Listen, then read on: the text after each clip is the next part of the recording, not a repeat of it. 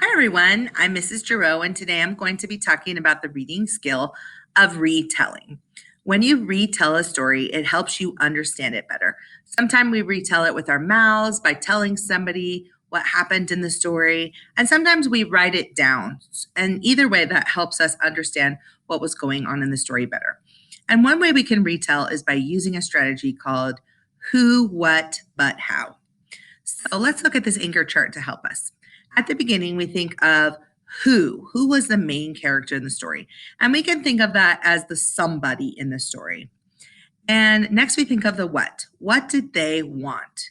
So we're going to say somebody wants. Let's think about Marisol McDonald. Marisol McDonald was the main character, and what did she want? She wanted to fit in with everybody else, right? She wanted to prove to somebody that she could match. So Marisol wanted to prove that she could match. That's the who and the what. And now we get to the but problem. What problem did the main character face? And then the how. How was the problem resolved?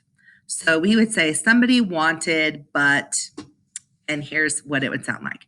Marisol McDonald wanted to prove that she could match. But the problem was she wasn't very good at matching, and it was in her nature to be mismatched. And the problem was resolved at the end because her teacher taught her that it was okay to be mismatched. And she was even better that way. She was more herself.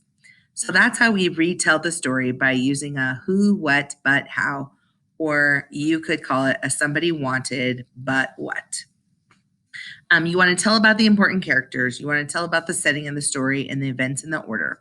Another way you could do a retell is using a first, then, next, finally.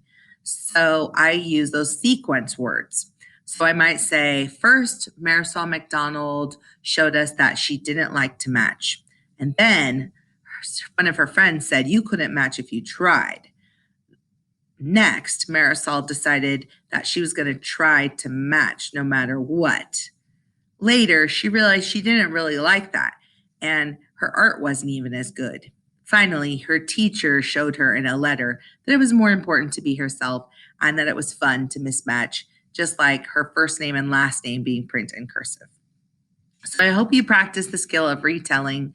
I used the example of Marisol McDonald's story that we had all read. Try practicing it with the stories that we're reading this week. All right, bye-bye.